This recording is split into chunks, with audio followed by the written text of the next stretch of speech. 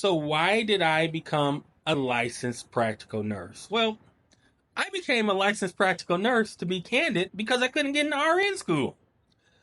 Back in Michigan, there was this lovely thing, and I'm sure it's all across the world, that was called the TEAS test, a HESI test, and a NET test.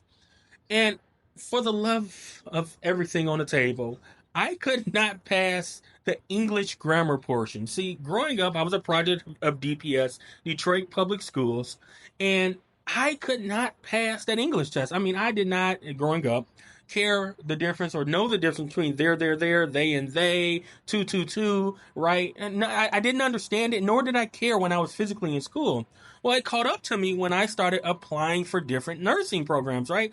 I would get a 70 and I needed a 72. Then they raised it to a 75 and I got a 74. So I found myself hitting roadblock after roadblock after roadblock when I was trying to become a registered nurse. So somebody mentioned to me, "Hey, Demetrius, you may want to consider going and becoming an LPN." Now, at the time, I didn't know what an LPN was. And when I started to look into them, I was like, they're not really real nurses. Boy, was I wrong. They're not really real nurses. Why would I ever do that?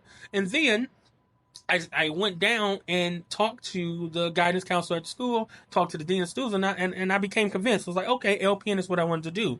Also, their net test only needed a 70 and I had a 74. So I was like, okay, let's do this. So I enrolled in that program. It was a year program. It started in, I believe, August. It went to July of the following year. And I learned all my core clinical skills that I have today, right? Everything I learned in that fundamentals course transitioned to what I'm practicing now and teaching my fundamental BSN students now. So it's actually funny when I teach my BSN students, I'm teaching them out of my LPN book, right? I'm teaching them using the DVDs that I had from LPN school. I teach the clinical portion, right? So we're going over skills. So I use those DVDs, but when we say, once again, why did I become an LPN? It was out of necessity, but it was actually one of the best things I could have did. I think that at the age I think I was 19, 21, had I had to stick in a whole 2 year program, I wasn't mature enough to finish a 2 year program. But I knew that I could do anything for a year.